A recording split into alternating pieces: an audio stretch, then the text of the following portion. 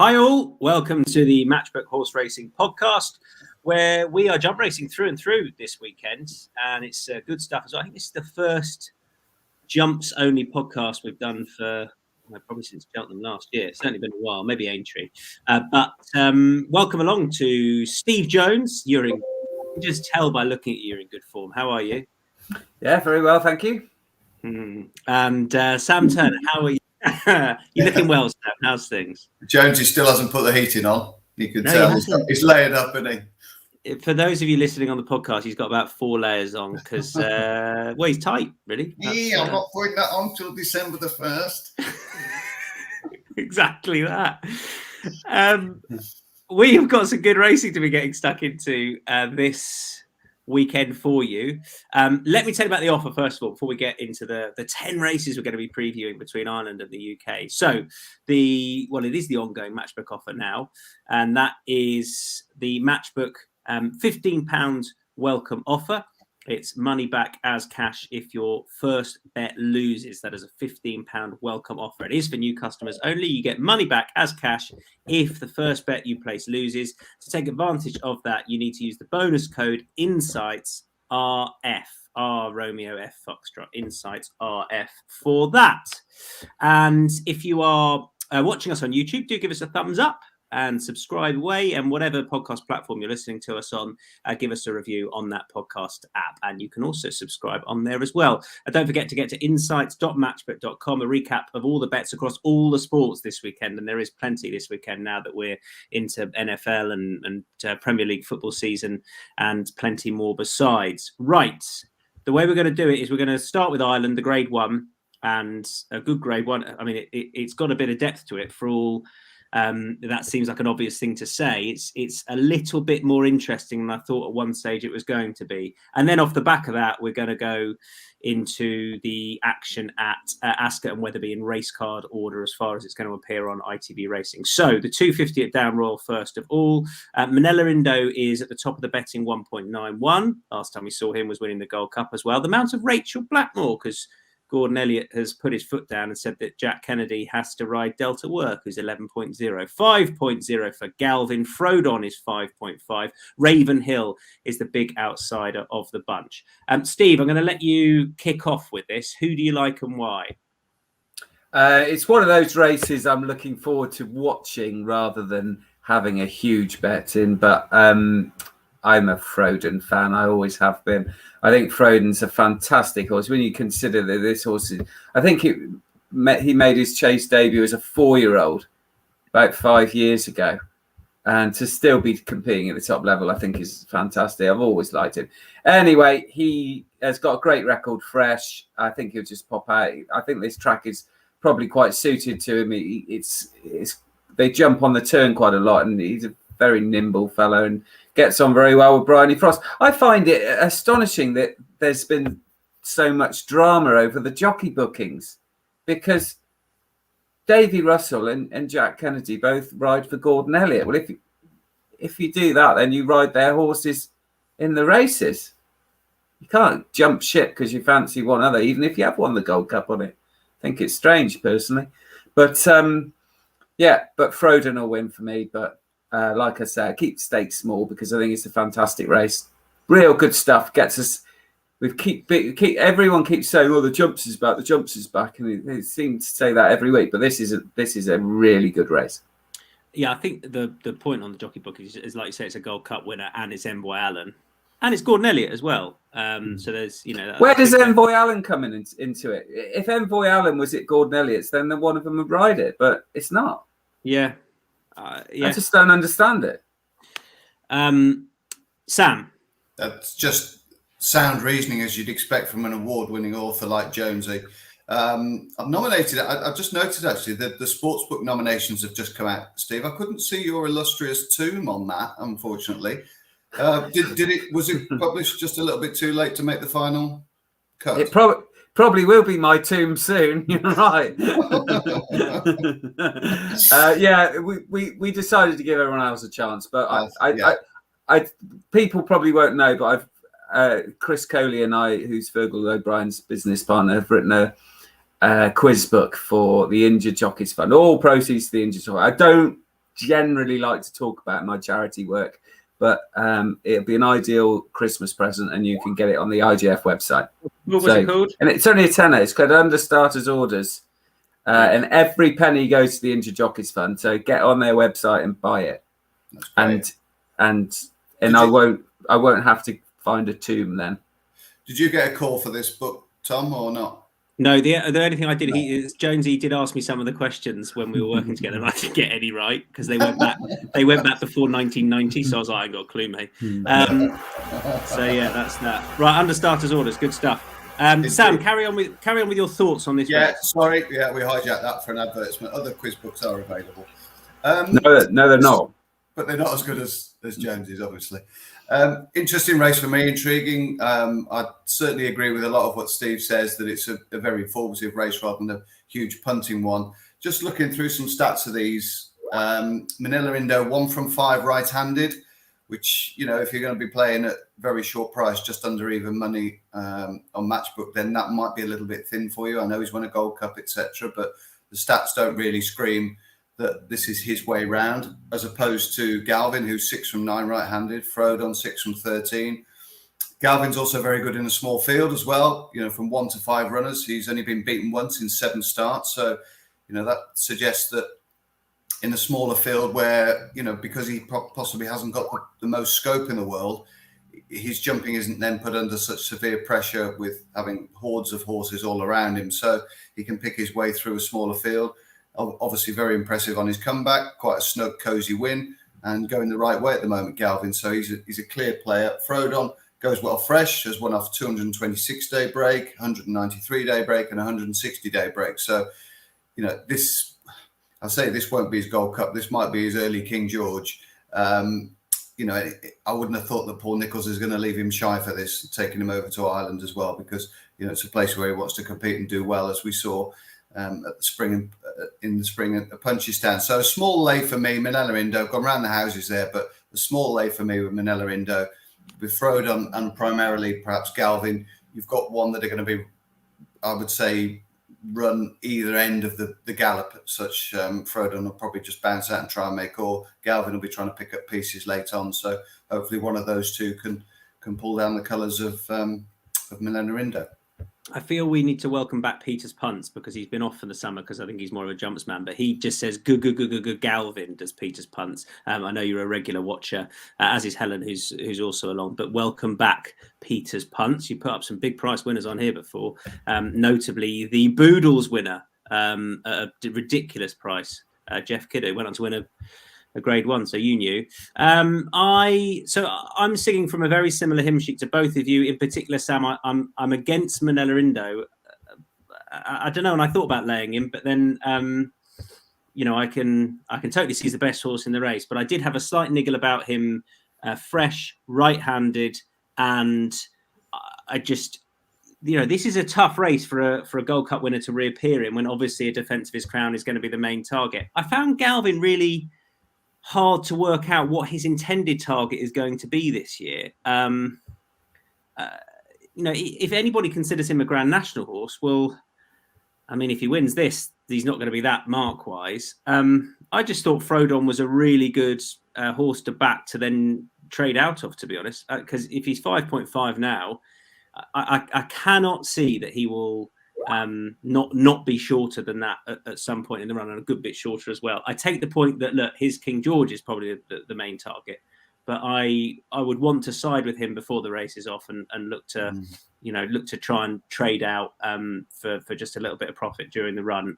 It would obviously be waiting till he goes odds on, and I would hope he does. So if he doesn't, I'll lose my money, but I think he will, and I just hope nothing catches him. So that would be my angle. For all, it's not a massive opinion, but that's the way I'm approaching it. So really, no one's with Manila Indo. Sam laying Manila Indo. Steve likes Frodon. I like Frodon as a trade. Anything else to say about the Champion Chase, gentlemen? No. Good. We move on. Let's move on to the first of the UK races we're going to be having a look at, and this is the opening contest at Wetherby. It's the 120, 2 mile, 3.5 furlongs, and right at the top of the betting is Gerald Cook Rock, who is 5.0. It's a nice open contest with 14 runners in it. 7.0 is Revels Hill, Sizing at Midnight Blinker 10.0, 11.0 for Coron Cross, Tunapino and Tedham, and then we get into the even bigger prices. Sam, I'll come to you first. Who do you like? Yeah, I think it's a tricky race. Obviously, Wetherby takes a bit of jumping as well, early season as well. So there's a fair amount of guesswork required to try and chisel out a selection here. Just reading some comments from David Pipe about Jericho Rock. Felt that he was always just biding time over hurdles and that he's going to want a fence in time. So they haven't wasted any time either in shipping him over the larger obstacles off a marker 124. It just looks a little bit of a plan for me. I'm not saying he's the bet of the day by any stretch of the imagination at 5.0, first time over, but he's got a bit of experience in the pointing fields.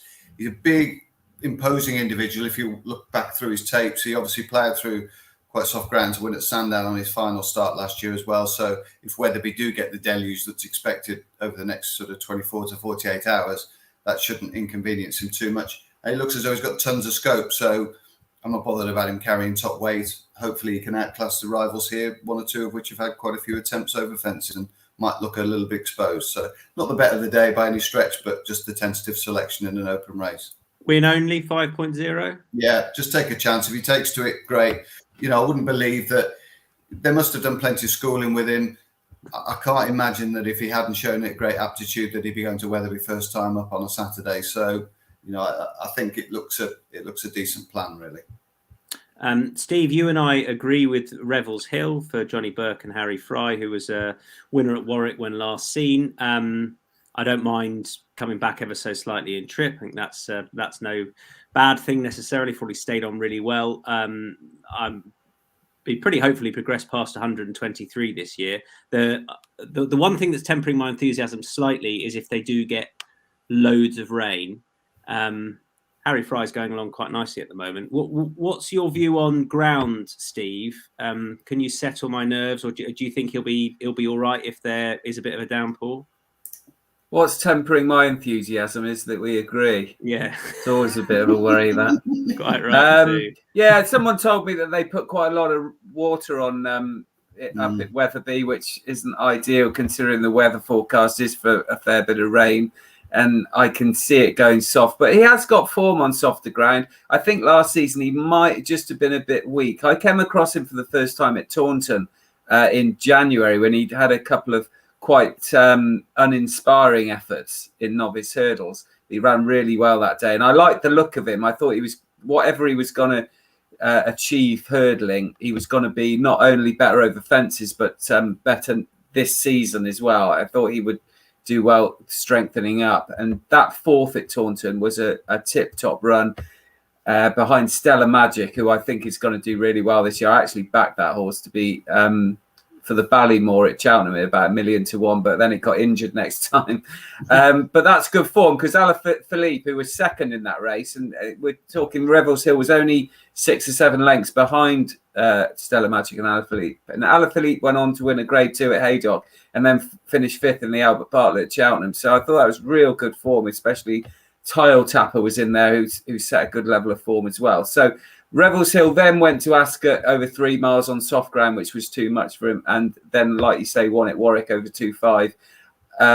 As long as it doesn't get really testing, I think Revels Hill will be all right. And I think, like you, that the handicap mark is very, very tempting, especially as I think Revels Hill's got to improve over fences. Jonathan Burke rides Revels Hill on his chase debut, and I don't think that's a bad thing at all. I think Johnny Burke is an excellent chase jockey, and so yeah, taking a chance against experienced chasers, but I think Revels Hill's certainly got the potential to beat this lot.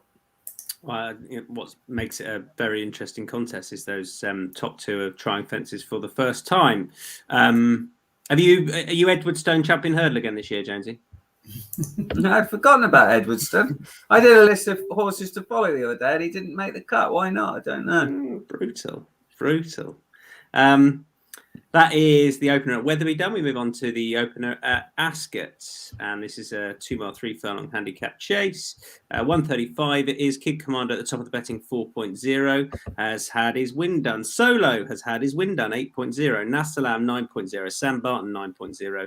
And then we're into the double figures. I'll read them all out because we've only got 7. Sizable Sam and What's Up With You both 15.0. Lord Baddesley with a hood on for the first time is 17.0. Right, you boys... oh, no, you don't agree, do you? I thought you were both Team Nasalam, but you're not. Sam, you are. Go on, why?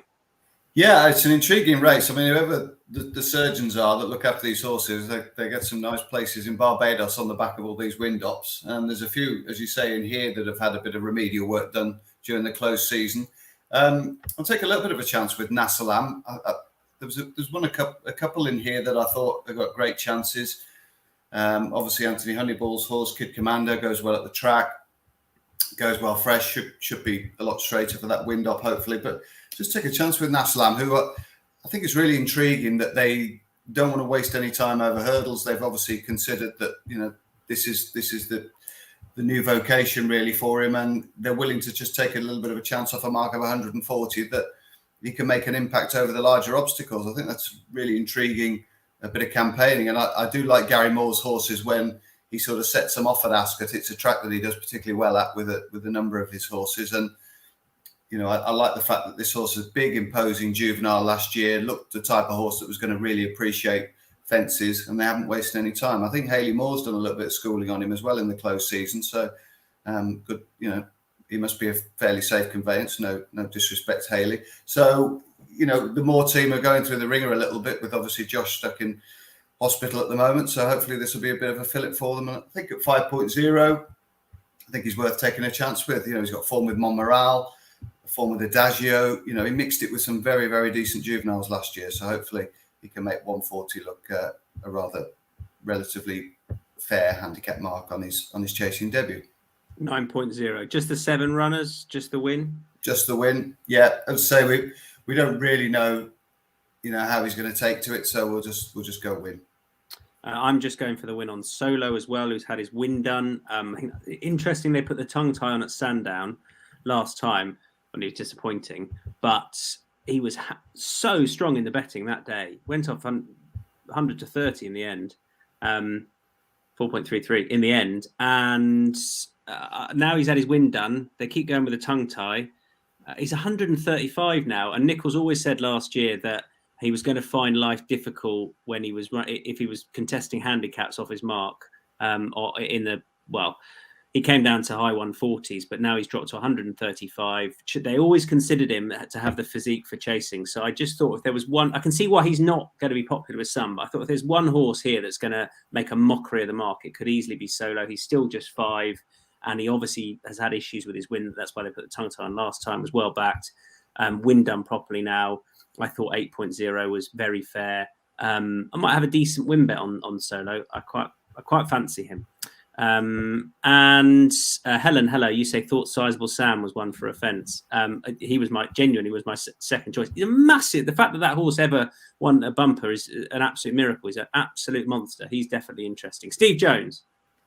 Yeah, your wife told me Champions Day that you'd had your win done. So I hope these horses are more successful than you've been.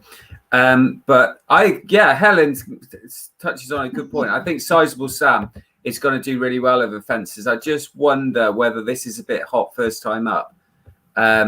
Jeremy Scott's horses, I tend to think, progress through the season, as is probably the best way. Sam Barton is the one that I like. So what, as Tomo used to say, watch your Sam's, big fella. Sam Barton and Sizable Sam. But I'm Sam Barton.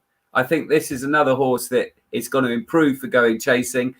Trained by Emma Laval, who's had a good start to the season. Tom Bellamy now riding most of hers this season. And I think he's long been an underrated rider.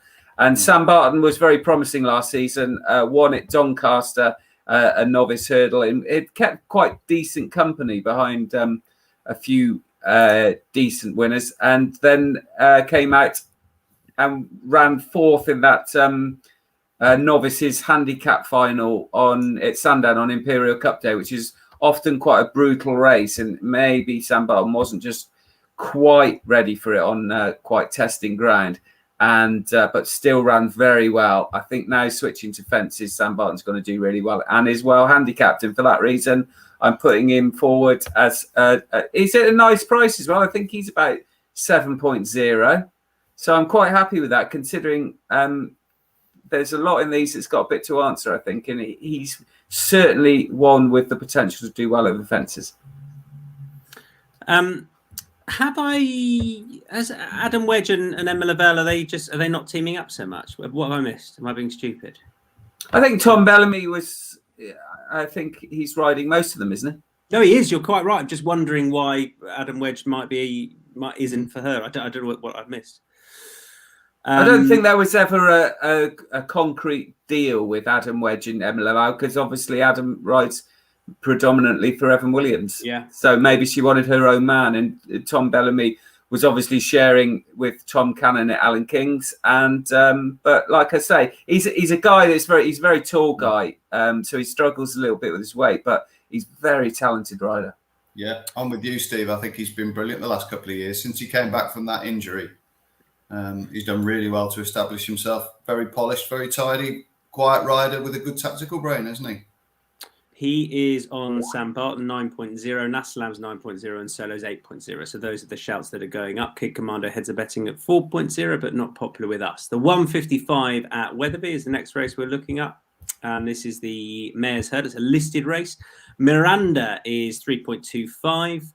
4.33 is Molly Ollie's Wishes. Marie's Rock is 5.5, 7.5 for her indoors. Zambella is 8.5, 12.0 for 5 and 20. And Getaway Queen is pretty much any price you like. Well, this was tough and too tough for me. So this is my no bet race. I just couldn't make head nor tail of it, to be completely honest. Steve Jones, who do you like? Yeah, I thought it was quite a tough race as well. And I was tempted by Marie's Rock if they go quite quick, because I was against Marie's Rock last season, but she's had her wind done again, and I think she needs a strongly run race set up for her. But the one that I think is the safer bet is Molly's Ollie's Wishes, who was very progressive last season for Dan Skelton and probably finished it with as good a run as, even though she'd won 3 times, finishing third to Brewing Up a Storm in the National Spirit. Well, was another step forward for me, just behind McFabulous. So I think in what is not a strong race, it's when you look down the horses that have won this race, like Le Bagarrois and Lady Buttons, I don't think this is a particularly strong year for this race. And Molly's Ollie's Wishes, a progressive mare who should be straight first time out. Dan Skelton's been going well. Molly Ollie's Wishes for you. And Sam? Yeah, like Steve, I thought this was a difficult race. Early season, the 3 main protagonists in the betting coming off breaks of 231, 273 and 244 days respectively. The only trouble is they're trained by Nichols, Henderson, Skelton. So they're all very adept at getting horses straight after a break, but we just don't know where we are with them. So I've just taken a small chance with her indoors, owned by Arthur Daly. Alan King's horse is going pretty well at the moment. I think 7.0 is a very fair price. At least she's had a tune-up at Nottingham recently on soft ground. She ran well behind a horse that went on to win again at Newbury. So that form looks quite nice. And I thought, other than that run in the Fred Winter, where apparently she got intimidated by the huge field and the hustle and bustle of that race, she was quietly progressive last year. She coped with soft ground well. She'll be better over 2.5 probably in time, but it might ride like 2.5 at Wetherby when we get to post time. So I'll take a bit of a chance with her. Couldn't distinguish which one I wanted to be with between the front 3 in the market, but I think there's a bit of an upside to her, and she could be a bit of value at 7.0. I completely agree, and I was at Nottingham when she ran such an eye-catching race in what's turned out to be really strong form, and then I just thought, I thought handicap of 133, she could be really interesting. But, obviously they want to get a bit black tight here with her side. But that was really eye-catching last time, Sam. She ran a great race, I thought. So we shall see. Her indoors is 7.5. Molly Ollie's Wishes is 4.33. Those are the 2 selections in that. We move on to the 210 at Ascot. This is a 2 mile handicap hurdle, 1 mile 7.5 furlongs. Listed handicap hurdle. Soaring Glory is 4.5, 5.5 for Boots Hill. Ajero is 7.5, Megan 13.0, as is Progressive, and Wild Max, then bigger prices the rest. I'll come straight back at you, Sam. Take it away.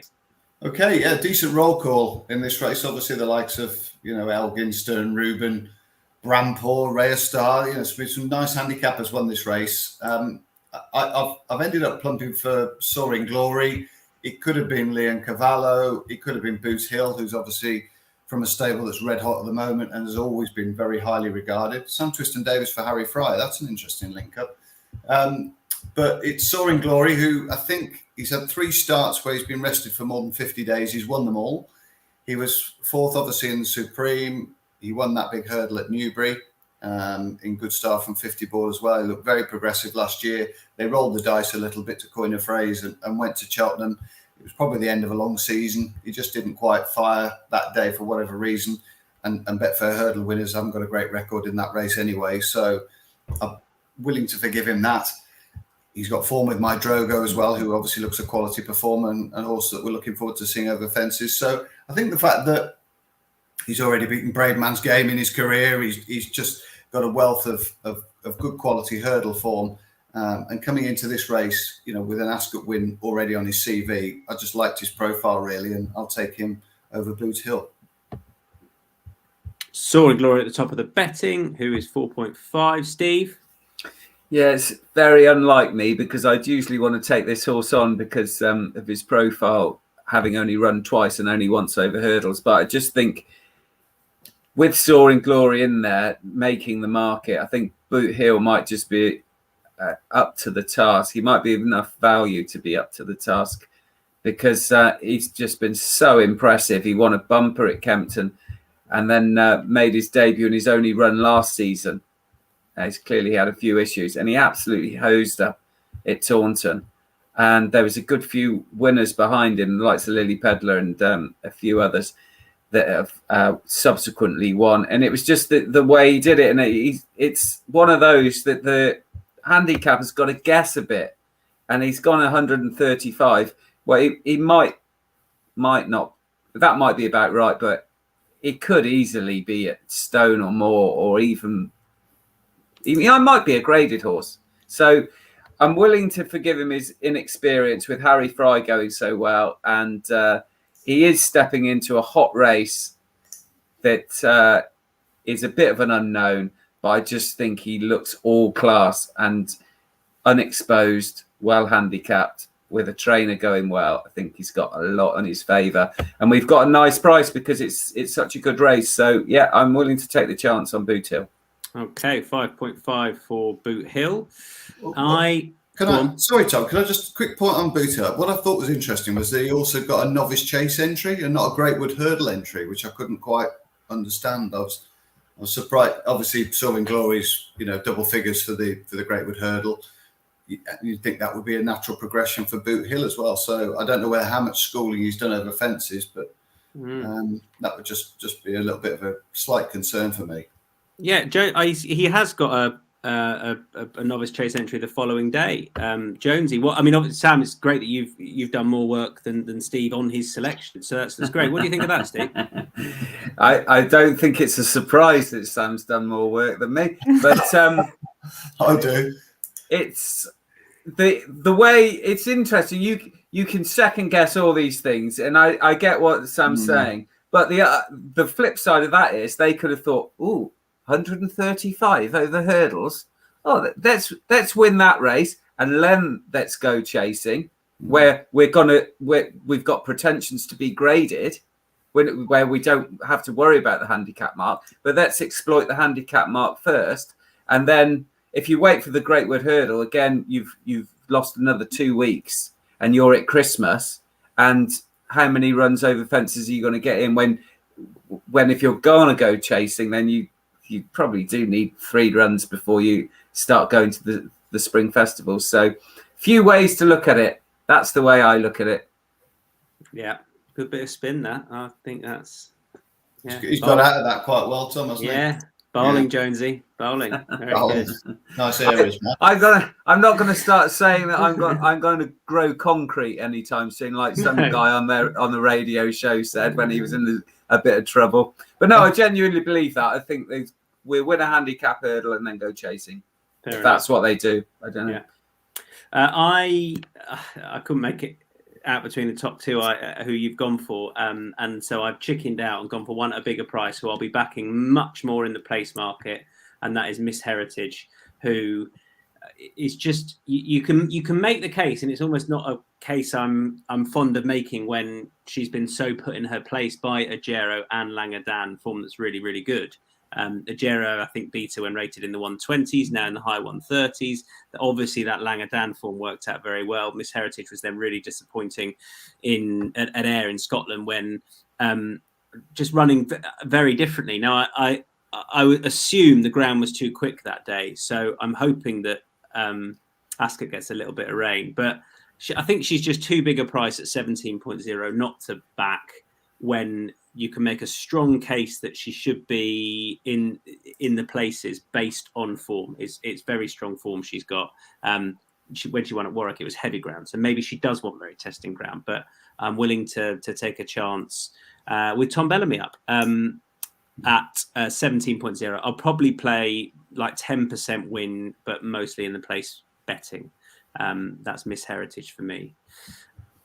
Let's move on to the 2:30 at Wetherby. That's the West Yorkshire Hurdle. Paisley Park. The return of Paisley Park is 3.25, 4.5 for Thomas Darby.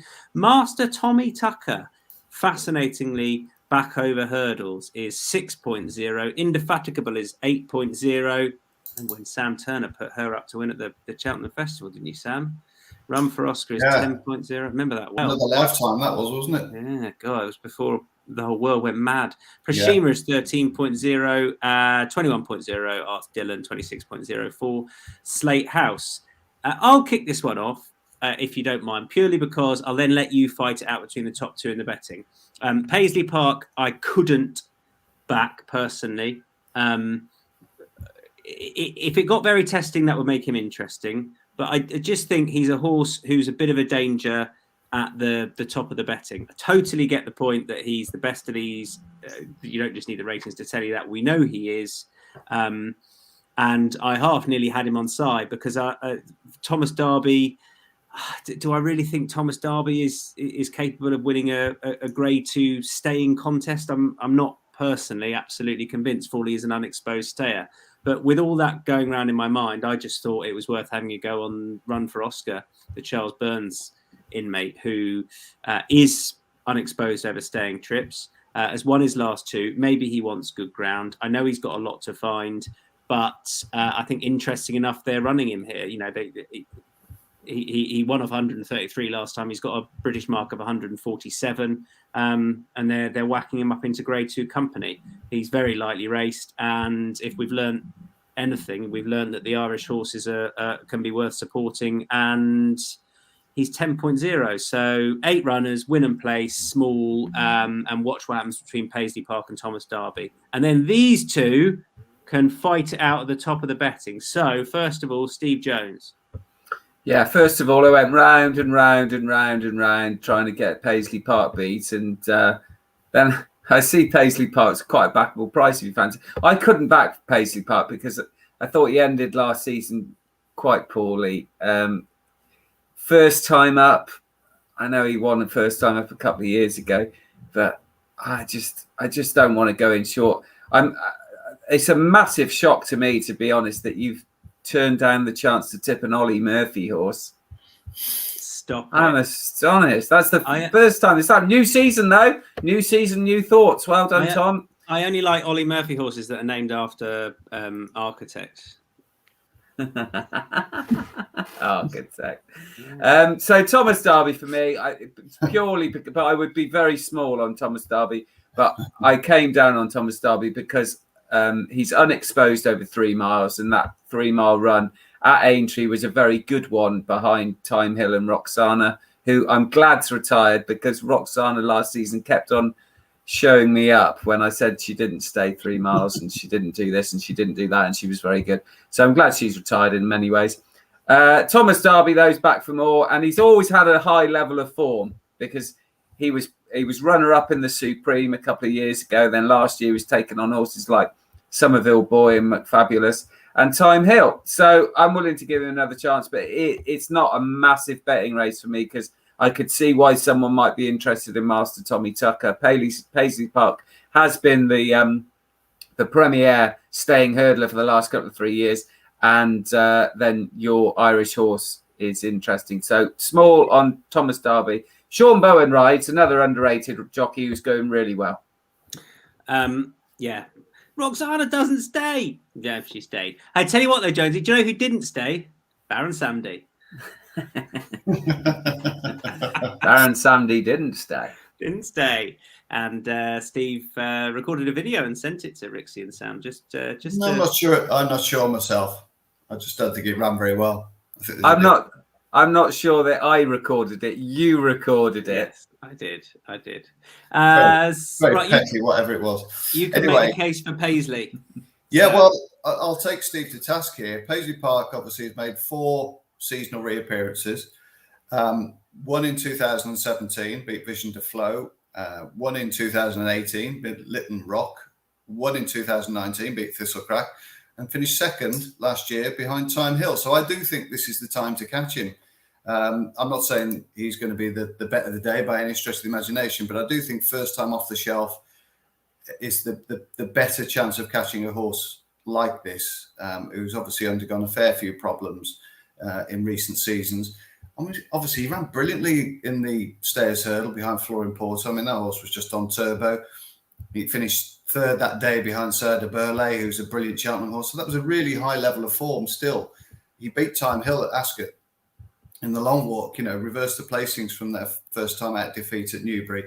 There's only one poor run at Aintree where he probably just got over the top and had to put so much in to try and live with Flooring Porter that day at Cheltenham that he paid full price for that. So I think first time out, perhaps the time to catch him. I just think he's better than these, isn't he? You've got Master Tommy Tucker. Does he stay? Thomas Darby, does he ever win?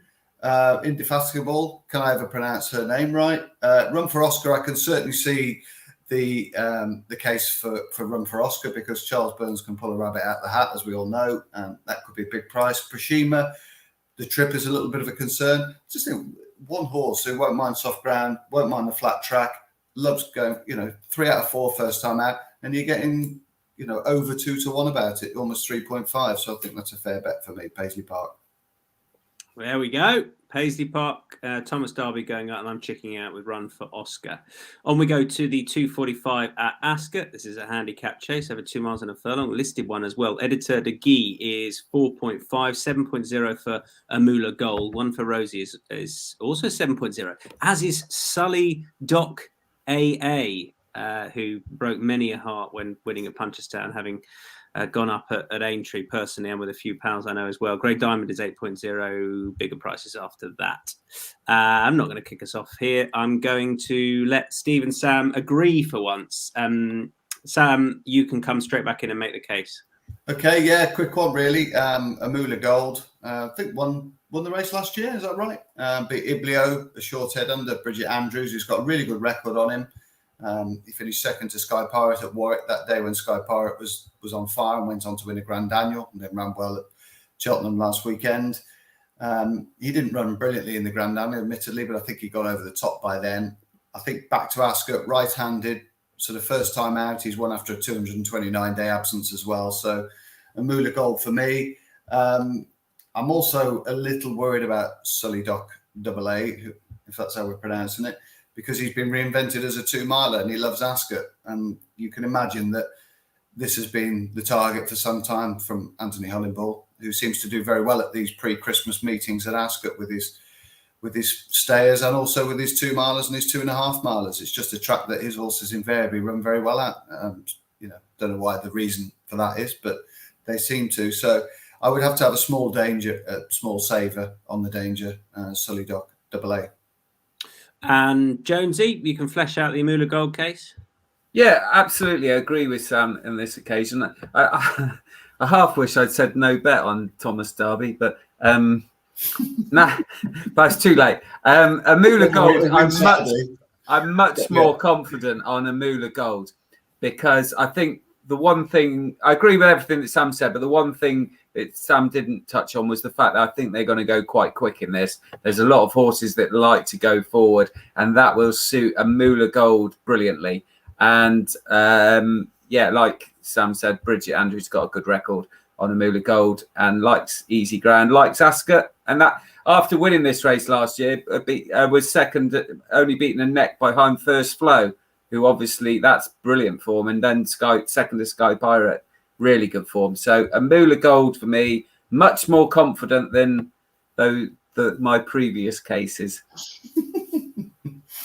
Absolute white flag waving in the West Yorkshire hurdles. Just great.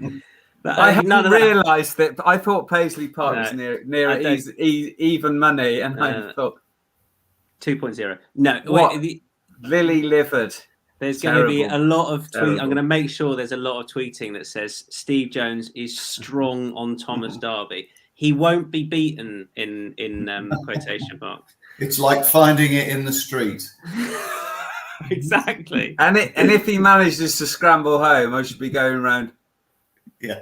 You're going to be giving me some, I know that. Yeah. So a couple of shouts for Amula Gold. Strong one as well. I thought Grey Diamond was the overpriced one at 8.0. It was progressive last year. The Balaga's form is pretty good one. I don't think he would have loved that ground.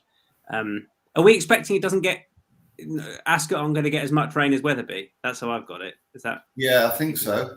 There is definitely rain knocking around. There's certainly some Friday morning, and I think early on Saturday as well. But I don't think he wants testing grounds. I'm hoping we're no worse than soft. 5 mil on Friday, Tom. Okay. Have you seen that? Yeah, that's what I expected. Possibly six on Saturday, so they could get a bit. They could get a bit. Well, look, if there's heavy in the going description, I wouldn't back him, because I think his career best came at Sandown on good ground, and he won pretty easy that day. I don't think he ran a bad race at Aintree at all. If anything, he edited De Guy was well on top, but I half think that Grey Diamond paid the price for trying to go with him, and then the second and the third, Sully Dock and Dostal Phil, came from off the pace. It could be a similar story here, but I just thought there was a bit too much between them in the betting at the revised weights, and Sam Thomas has started the season really well. So I wanted to just have a little bit on Grey Diamond, win and place it would be in that 10-runner field. Let's move on. Helen says incidentally, what ground is Wetherby likely to be? We're working on it. They're going to get a lot of rain, Helen, is basically what we've said. So we could be looking at testing ground by the time we get to the Charlie Hall, which is what we go to next, over 3 miles. Grade 2 contest. And Surname is making his reappearance. He is currently at 2.2. Clondor Castle is 6.0. Chamblou is also 6.0. Fusel Raffles is 7.5. Bigger Price is the final trio. I'm happy to kick us off and say that the best horse in the race is the one to side with, and that is Surname. I think that a horse like Chamblou is just the type of horse that Surname needs in the race. We saw last year that I crabbed Surname last year because coming into this, because I just thought it was all a bit too late to be going back over 3 miles. I thought he'd had his chance in the King George, the one by Clanders Obo, when he was hammered 21 lengths, and that he probably wasn't a 3-miler. Well, he looked every bit the ideal 3-miler, I thought, when being ridden off the pace to win here and win very, very comfortably. And I don't think this year is by any stretch a stronger race. Vindication was in it last year. Amazingly, the Vindication went off the 3.0 favourite, and Surname's a point bigger, but there you go. Look, he's been really disappointing. Obviously, he's been pulled up on his last couple of starts. They tried cheap pieces last time. That was back in February. He's had a big old break. But a break is no problem for Surname. He's had his win done. He's just... I can't be backing Clondor Castle to beat Surname. And odds against Surname, I think, Sam, I know that you are with Surname. I don't know how strongly. Is just a very fair bet based on what he did last year. And I think it should work out perfectly. I think he wants something to at least lead them along at a half decent clip for him to settle. And I don't know what he's going to do off the back of this, but I think this could just be the perfect time to catch him.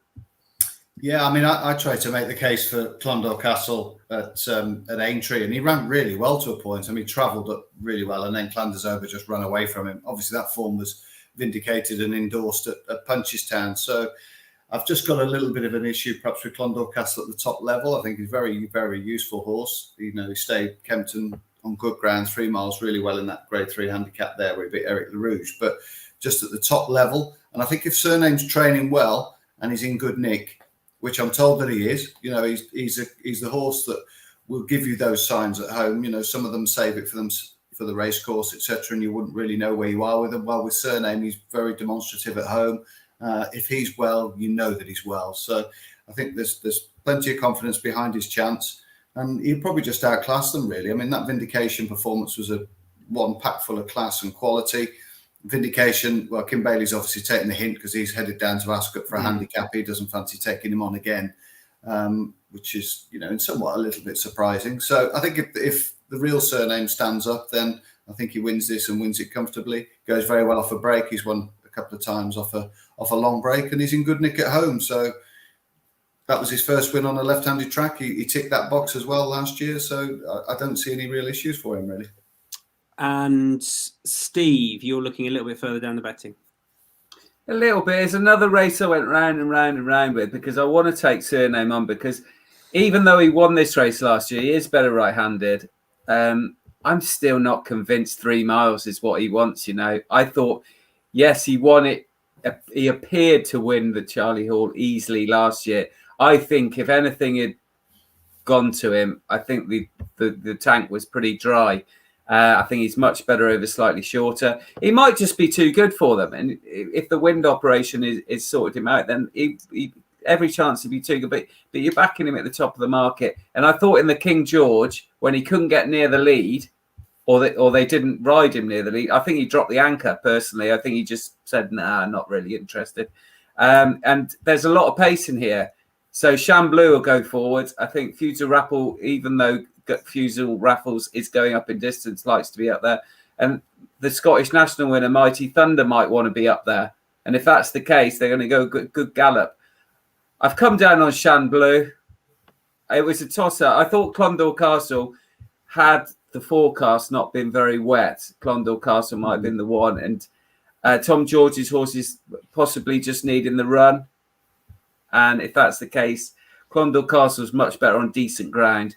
So Chamblou for me, 1 round Kempton in the Grade 1 on the Quarto Star on King George Day last season, and then sort of went a bit backwards. I'm not going to hold that against Chamblou because he had 3 quite good race. Won his first 3 starts over fences, 2 of them at Wetherby, including on this day in the novice chase. So he likes the track, and I thought he had a very hard race in the Scilly Isles on desperate ground where he looked like he was going to win, and Sporting John just stormed past him on the run in, and that might have just ruined him a little bit for Cheltenham and Aintree, where he was a long way behind Chantry has. Although he went mad quick at Cheltenham. He ran a lot better than 5th place suggests that day. So if he's back to his best on a track he likes, he might be hard to pass. But again, I'm saying small stakes with Chamblou because I think this is a very messy race. There was a rumour that day that Harry Skelton had left the chip pan on, wasn't there? And he was trying to get home to turn the gas off. That was a strange ride for me. Very bizarre for a lad who is very tactically savvy. But anyway, had he left the chip pan on every day? Well, he didn't leave it on the day Newby Negro ran. His wife was furious because she had to go down the chip shop because he burnt the chips. Oh dear. Yeah, I think if somebody offered you a match bet, Chamblou against Clondalk Castle, I think Steve's right. I think the conditions will play more to the strength of Chamblou, and this looks a natural stepping stone for him. As usual, the Skeltons have thought it out well and thought, well, which track really suits our horse? Flat left-handed galloping track. Let's get him cherry right for Wetherby. So I can certainly understand where Steve is coming from with this. Tackling Sport, the podcaster, said Shamblu for the King George lads, Kempton horse. What do you think about that, Steve? I don't mind that at all. I don't think he's Warm good race. enough. Yeah, it's a warm race, isn't it? Okay. It's not good enough, but it's good enough to beat a 168 horse on Saturday. Sam, do you not listen to this podcast? Official ratings don't mean anything, especially in graded races. Oh, come on. Have you got that landing Sam. net, Tom? Have you got the You've got landing him. net? I'm expecting to see Steve reeled into Sam's screen very shortly. Well, let's move on to the next Ascot. This is the 320, isn't it? Yes. Yes. This is the 3 mile handicap chase. Vindication is 4.0. John Beebe 8.0. 9.0 for One More Flurry. 10.0 Jerry's Back. As is Regal Encore, the old Anthony Honeyball Ascot Saturday horse. And then we're into the bigger prices. Sam, do you have one for this? I haven't got one for you. Do you have one? Oh, yes. Sorry. Okay. Take it away. Take it away. I'm going to back Vindication at 4.0, and I'm going to back Benny's King. I'm going to back Vindication because he's 7 from 9 right-handed, and he goes pretty well fresh.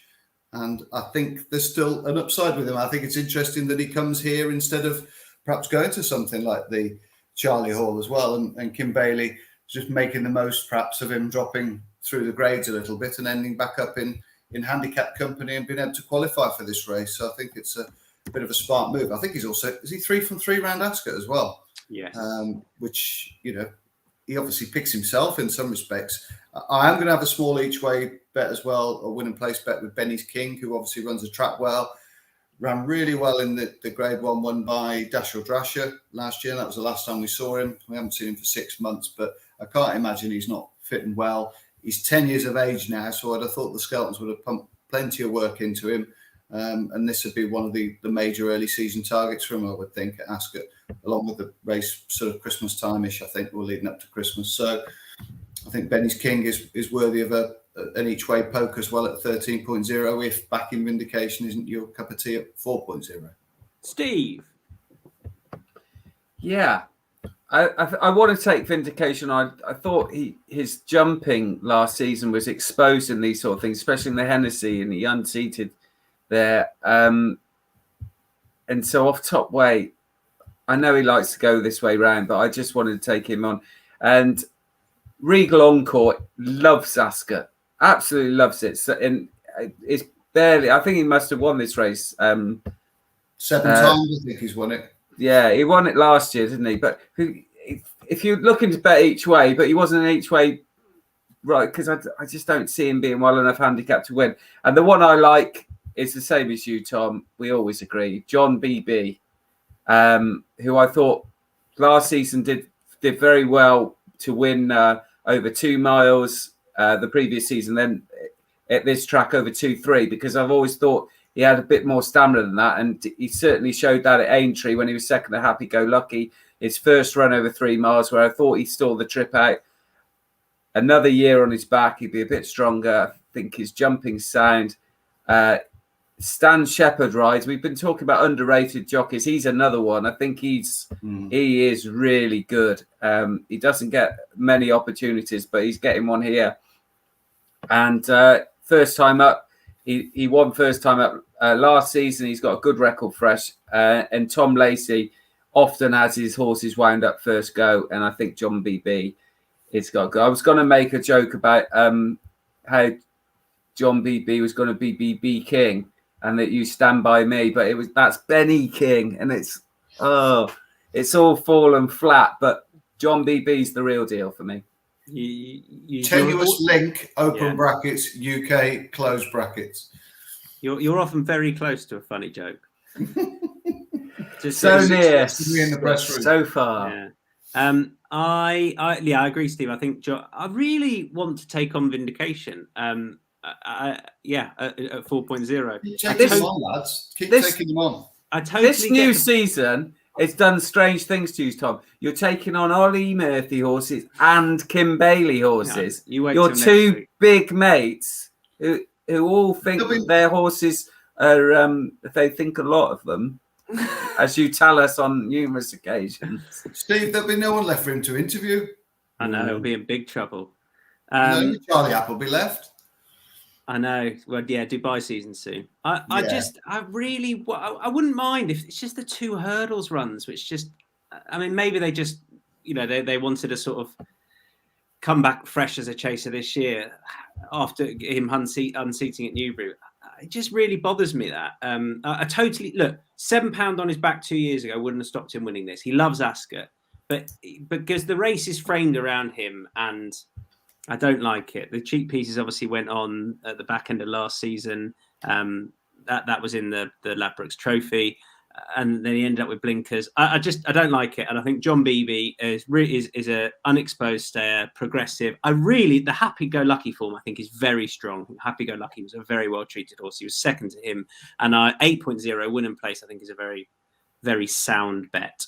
Last race is the 340 at Wetherby, 2.5 mile handicap hurdle, and Mackenberg 6.0, Our Surprise 8.0, Pajero 9.0, as is Ratalal, then into the double figures. I'll give you the prices if and when we get to them. Steve, you kick. Oh, you agree again, you two. Steve, take it away.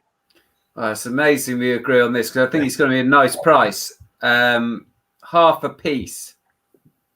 I think this is I think the horses at the top of the betting here have been winning races. I don't think they've been winning strong races personally. And half a piece is some decent form in the book. Ended last season. I think the jumping wasn't all that great from half a piece. Sorry, I rephrased that. I think half a piece made mistakes at crucial times that cost him more than perhaps that he deserved to. And he's run well around Wetherby before. He's trained by Pam Sly, who I think is a very capable trainer, who has her horses in really good form, flat and jumps. So it's a very tricky race, but half a piece. What are we getting? About 13.0. Mm-hmm. I mean, that's this horse certainly has the ability, and unexposed over this sort of distance. But half a piece is related, although by half the Guineas winner is related to a lot of horses that have won races over further. That Pam Sly knows very well, that like Bonnie's Vino and Acting Pieces is probably the best of them. So they all stayed well. So I think half a piece is certainly worth looking at a decent price. Win and probably a bit of place. Sam, what would you like to add to that? Only that half a piece, half a hair piece. Could see it was quite nicely, this selection, Stephen. Take it easy one for Pam Sly at Wetherby recently, a nice little handicap hurdle. And Steve alluded to her horses invariably run well at this track. I know not for what reason, but they seem to. And this lad, having watched him a few times, as everybody has, he has looked as though 2.5 is well within his remit, really. And whether, he's going to want a little bit more of a test than he's getting. He's ridden out the back, stays on over 2 miles, doesn't quite get there. Possibly because he lacks a little bit of pace, possibly because he blunders at the wrong time in the race. So I think, back over this sort of trip, perhaps first time out, time to catch him. Nice quiet ride from Jack Andrews. Hopefully he can slice through the field and deliver a challenge late on. He looks a fair price to me with plenty of Wetherby form in the CV. And my selection is Our Surprise. It's a very tentative selection because he's one of a few handicap debutants in here. But I thought 120, you could make the case it was fair enough. And I think he definitely wants this trip, if not further. Win done before Font while they went absolutely no pace at all. And that didn't suit under the penalty. But the Newton Abbott win over further, well, they obviously wanted to make use of his stamina that day. That's why he went forward. I think a bigger field handicap will probably suit him. And I don't think he'll try and make all, just sit off it, and I thought he was a fair win and play shout, small 8.0. Best bets time then. Nice and quick, just the name of the horse if you can. Best bets, Steve Jones. Well, yours is Thomas Darby. So Sam, I'm joking. Steve Jones, your best bet. Who is it? Amula Gold. Amula Gold for you. Sam Turner, your best bet. Sweet on Amula Gold, but I'm going to go Soaring Glory, 210 Ascot.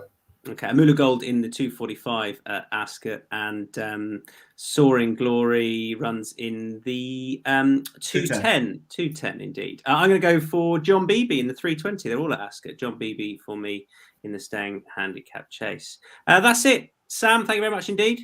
Cheers, Thomas. Steve, top man. Chat again soon. And thanks everyone at home for watching. Go to Insights matchbook.com for all the recaps on the best bets that we put up. And that applies to all sports that you might be playing in this weekend. Have a lovely weekend. See you next week. Bye-bye.